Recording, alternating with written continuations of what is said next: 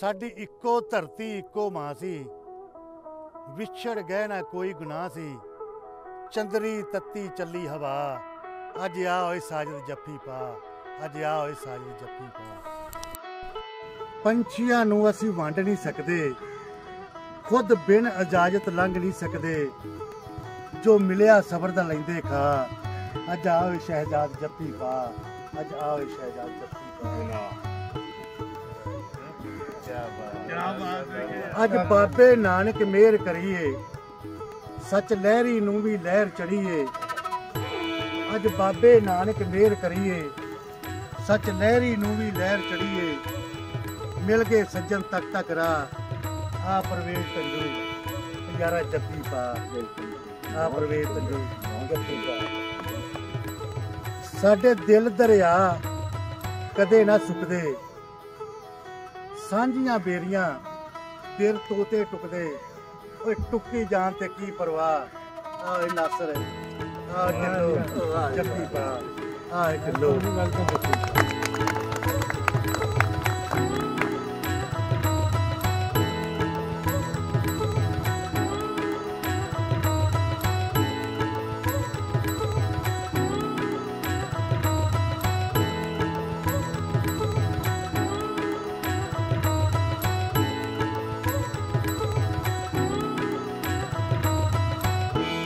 अस्सलाम वालेकुम दोस्तों, मैं नासिर ढिल्लों, तुसीं जुड़े हो साडे चैनल पंजाबी लहर ते। अज असीं आए सां करतारपुर साहब।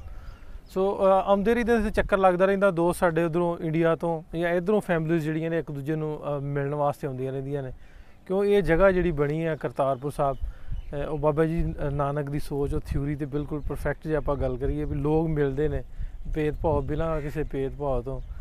ਜਿਹੜੀਆਂ 70-75 ਵਰਿਆਂ ਤੋਂ ਟੁੱਟੀਆਂ ਤਾਂਘਾਂ ਸਾਨੂੰ ਰਾਬਤੇ ਸਨ, ਕਿਤੇ ਨਾ ਕਿਤੇ ਬਣਨ ਡੇ ਨੇ ਰਾਬਤੇ। ਲੋਕ ਇੱਕ ਦੂਜੇ ਦੇ ਨਾਲ ਸੋਸ਼ਲ ਮੀਡੀਆ ਦੀ ਰਾਹੀਂ ਆਪਣੇ ਪਿੰਡਾਂ ਨੂੰ ਲੱਭਦੇ ਨੇ, ਉੱਥੋਂ ਦੇ ਰਹਿਣ ਵਾਲੇ ਲੋਕਾਂ ਨੂੰ ਲੱਭਦੇ ਨੇ, ਆਪਣੇ ਵੱਡਿਆਂ ਦੇ ਯਾਰਾਂ ਦੋਸਤਾਂ ਨੂੰ ਲੱਭਦੇ ਨੇ।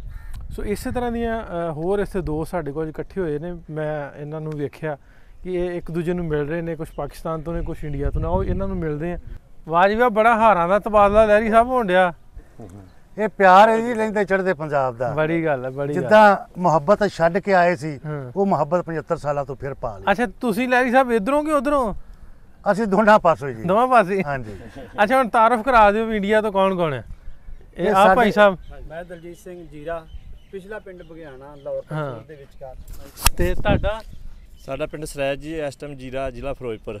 ਗੁਰਮੁਖ ਸਿੰਘ ਜੀ। ਭੁੱਲਰ ਜੀ, ਭੁੱਲਰ। ਹਾਂਜੀ। ਤੁਸੀਂ ਭਾਈ ਸਾਹਿਬ? ਅਸੀਂ ਜੀ ਸਾਜਿਦ ਇਕਬਾਲ ਲਹਿੰਦਾ ਪੰਜਾਬੀ, ਟੋਬਾ ਟੇਕ ਸਿੰਘ ਜੀ। ਤੁਸੀਂ? मैं अमजदप्रीत तंजू, अपना ज़िला ननकाना साहब, तहसील शाहकोट, पाकिस्तान।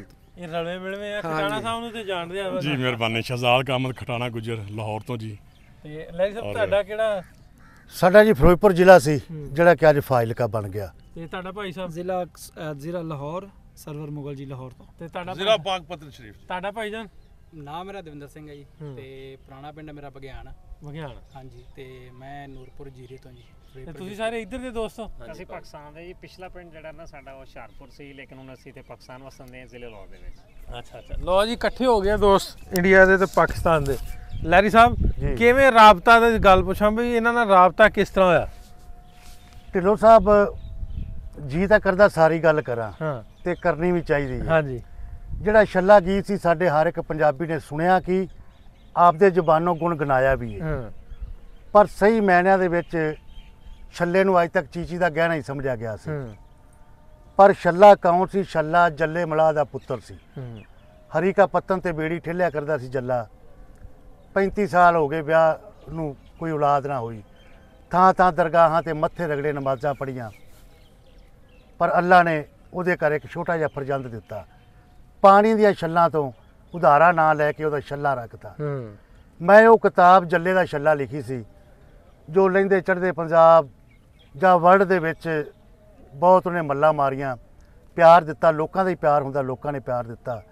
ਇਹ ਸਾਰੇ ਜਿੰਨੇ ਵੀ ਲਹਿੰਦੇ ਚੜ੍ਹਦੇ ਪੰਜਾਬ ਤੋਂ, ਲਹਿੰਦੇ ਤੋਂ ਆਏ ਨੇ, ਕਾਫੀ ਦੂਰ ਤੋਂ। ਇਹ ਸਾਡੇ ਸਾਜਿਦ ਇਕਬਾਲ ਨੰਨਾ ਜੀ ਨੇ, ਇਹ ਜਦੋਂ ਸੁਣਦੇ ਸੀ ਛੱਲਾ, ਕਹਿੰਦੇ ਮੈਂ ਨਾਸ਼ਤਾ ਹੀ ਉਦੋਂ ਕਰਦਾ ਸੀ, ਆ ਆਪਣੇ ਸਾਹਮਣੇ ਖੜੇ ਨੇ, ਇੰਨਾ ਪਿਆਰ ਦਿੱਤਾ।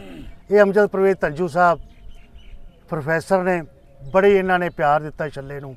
ਇਹ ਸਾਡੇ ਸ਼ਹਿਜ਼ਾਦ ਗੁਜਰ ਜੀ, ਇਹ ਤਾਂ ਚੰਦ ਦਿਨਾਂ 'ਚ ਹੀ ਜੁੜੇ ਨੇ ਜੀ ਇਹਨਾਂ ਛੱਲਾ ਅੱਛਾ ਨਹੀਂ ਮੈਂ ਪੁੱਛਿਆ ਵੀ ਰਾਬਤਾ ਤੁਹਾਡਾ ਹੁਣ ਕਿਸ ਤਰ੍ਹਾਂ ਰਾਬਤਾ ਹੋਇਆ ਨਾ ਹੁਣ ਆਪਸੀ ਹਾਂਜੀ ਦੱਸੋ। ਰਾਬਤਾ ਸਾਡਾ ਇਸ ਤਰ੍ਹਾਂ ਜੀ, ਇਹ ਪਿਆਰ ਇਹਨਾਂ ਨੇ ਦਿੱਤਾ ਛੱਲੇ ਨੂੰ ਹੂੰ। ਤੇ ਕਹਿੰਦੇ ਲਹਿਰੀ ਸਾਹਿਬ ਹੋਰ ਤਾਂ ਰਾਹ ਨਹੀਂ ਤੇ ਕਰਤਾਰਪੁਰ ਹੀ ਆ ਜਾਓ, ਹੂੰ। ਤੇ ਕਰਤਾਰਪੁਰ ਆ ਗਏ ਬਾਬਾ ਜੀ ਦੀ ਧਰਤੀ ਤੇ। ਅੱਛਾ ਇਹ ਸੁਣਦੇ ਸੀ ਤੁਹਾਨੂੰ ਤੁਹਾਡੇ ਉਹ ਜੋ ਲਿਖਿਆ ਤੁਸੀਂ ਜੀ ਛੱਲਾ। ਜੀ ਅੱਛਾ, ਜੀ ਅੱਛਾ, ਜੀ ਅੱਛਾ, ਹਾਂਜੀ ਅੱਛਾ। ਹਾਂਜੀ ਜੱਲੇ ਦਾ ਛੱਲਾ ਜੱਲੇ ਦਾ ਜੱਲੇ ਦਾ ਛੱਲਾ ਤੇ ਉਹ ਸੋਸ਼ਲ ਮੀਡੀਆ ਤੇ ਰਾਬਤੇ ਹੋ ਗਏ ਜੀ। ਬਿਲਕੁਲ। ਤੇ ਖਟਾਣਾ ਸਾਹਿਬ ਤੁਹਾਡਾ ਕਦੋਂ ਕੁ ਦਾ ਇਹਨਾਂ ਨਾਲ ਮੇਰਾ ਜੀ ਇਹਨਾਂ ਨਾਲ ਰੀਸੈਂਟਲੀ ਥੋੜੇ ਦਿਨ ਹੀ ਹੋਏ ਨੇ ਹੂੰ ਤੇ ਇਹਨਾਂ ਦਾ ਤਾਰਫ ਹੋਇਆ, ਔਰ ਜਦੋਂ ਇਹਨਾਂ ਨੇ ਜੱਲੇ ਦਾ ਛੱਲਾ ਲਿਖਿਆ, ਹੂੰ ਉਹਨ ਜੱਲੇ ਦਾ ਛੱਲਾ ਚੂੰਕਿ ਇੱਕ ਪੰਜਾਬ ਦੀ ਬਹੁਤ ਵੱਡੀ ਸਕਾਫਤ ਹੈ, ਹੂੰ ਉਹਦੇ ਬਗੈਰ ਪੰਜਾਬ ਦੀ ਤਾਰੀਖ ਮੁਕੰਮਲ ਨਹੀਂ ਹੁੰਦੀ। ਔਰ ਬੜਾ ਉਹ ਕਹਿ ਲਓ ਕਿ ਇੱਕ ਅਜੀਬ ਮਤਲਬ ਇੱਕ ਐਸਾ ਕਿਰਦਾਰ ਆ ਜਿਹੜਾ ਬੰਦਾ ਸੁਣ ਕੇ ਦੁਖੀ ਹੋ ਜਾਂਦਾ ਹੈ। ਹੂੰ ਅੱਖਾਂ 'ਚ ਹੰਝੂ ਬੰਦੇ ਦੇ ਆ ਜਾਂਦੇ ਨੇ ਹੂੰ ਤੇ ਐਸਾ ਗਮਨਾਕ ਉਹ ਹੈ।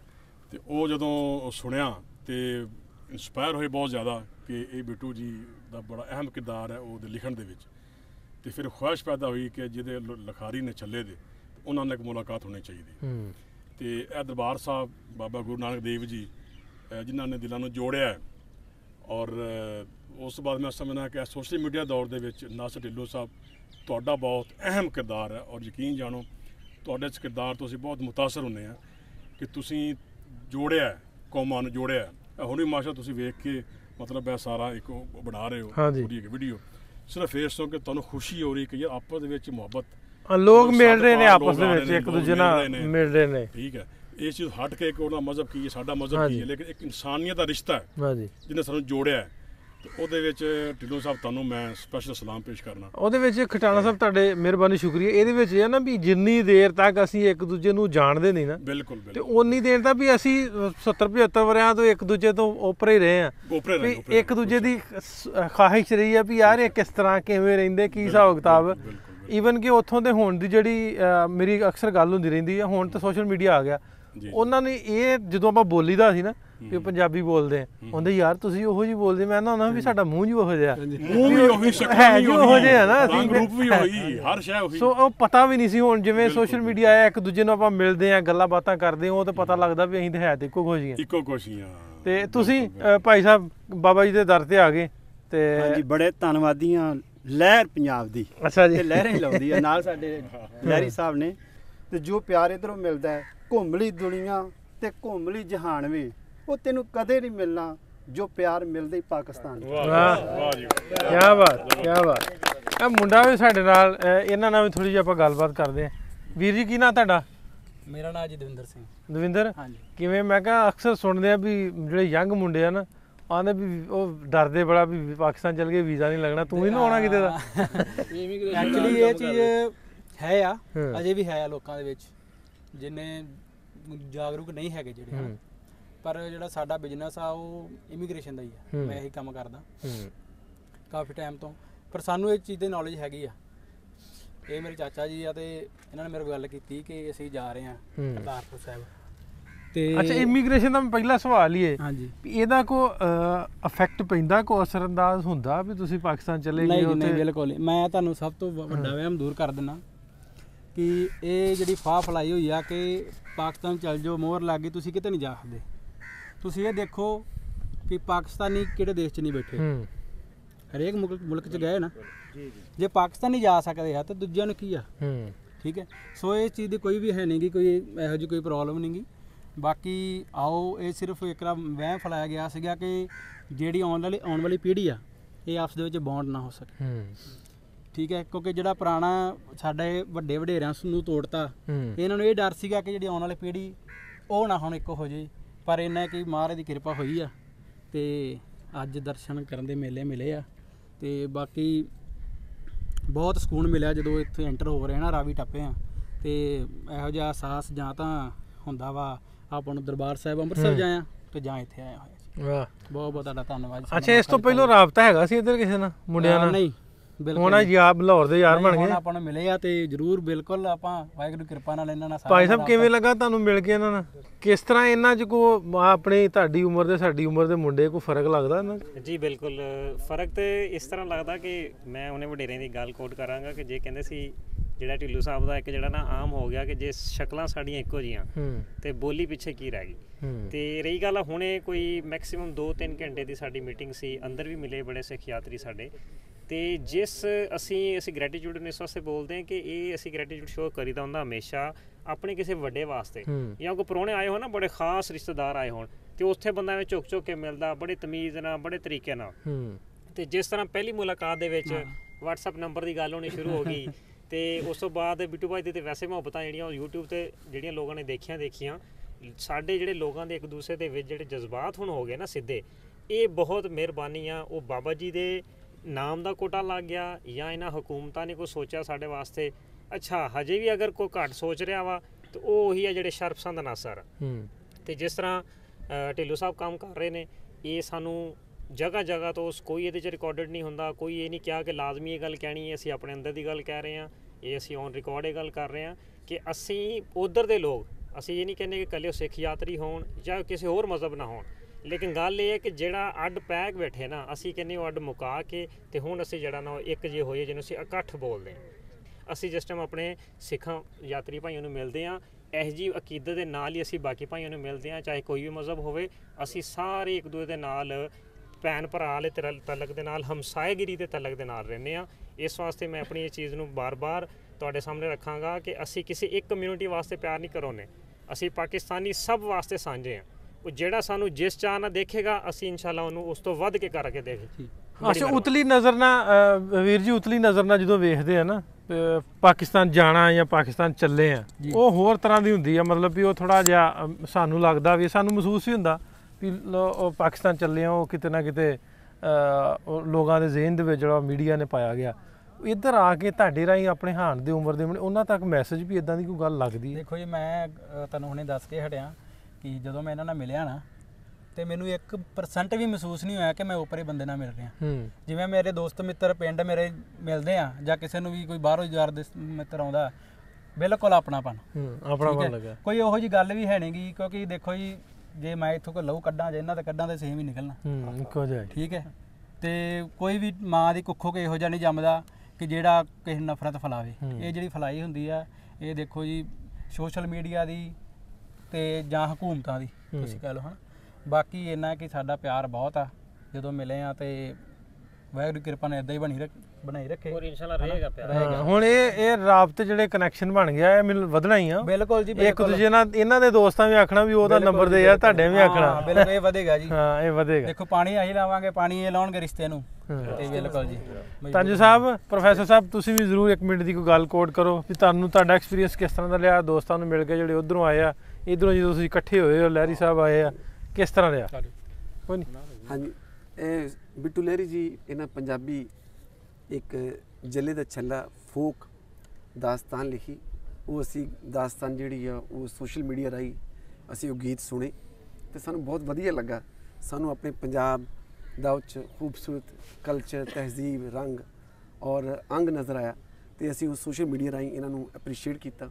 ਉਹ ਤੋਂ ਸਾਡੇ ਇਹਨਾਂ ਨਾਲ ਰਾਬਤੇ ਵਧੇ ਤੇ ਅੱਜ ਅਸੀਂ ਬੜੀ ਸਾਨੂੰ ਖੁਸ਼ੀ ਹੈ, ਅੱਜ ਅਸੀਂ ਫੇਸ ਟੂ ਫੇਸ ਇਹਨਾਂ ਨਾਲ ਮਿਲ ਰਹੇ ਹਾਂ, ਇਕੱਠੇ ਹੋ ਬੈਠੇ। ਹਾਂਜੀ, ਇਕੱਠੇ ਹੋ ਗਏ।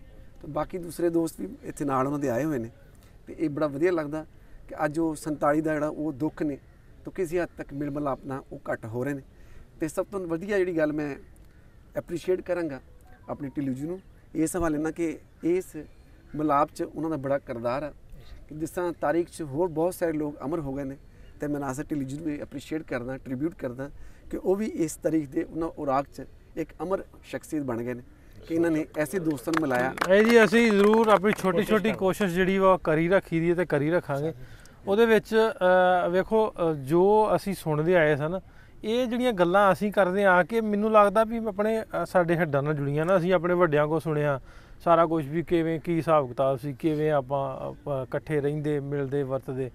ਸੋ ਇਹ ਮੈਨੂੰ ਕਿਤੋਂ ਸਿੱਖਣੀਆਂ ਨਹੀਂ ਪਈਆਂ, ਉਹ ਸਾਡੇ ਜ਼ਿਹਨਾਂ ਦਿਮਾਗਾਂ ਦੇ ਵਿੱਚ ਗੱਲਾਂ ਸਾਡੇ ਵੱਡਿਆਂ ਕੋਲ ਸੁਣੀਆਂ। ਸਾਨੂੰ ਮਿਲਦੇ ਆ ਜਿਵੇਂ ਤੁਸੀਂ ਮਿਲੇ ਹੋ, ਤੁਹਾਨੂੰ ਕਿਤੇ ਨਾ ਕਿਤੋਂ ਗੱਲਾਂ ਕੋਡ ਹੋਈਆਂ, ਦਾਦਿਆਂ ਪੜਦਾਦਿਆਂ ਕੋਲ ਕੋਡ ਹੋਈਆਂ, ਤੁਹਾਡੇ ਦਿਮਾਗਾਂ ਦੇ ਵਿੱਚ ਉਹ ਗੱਲ ਸੀ।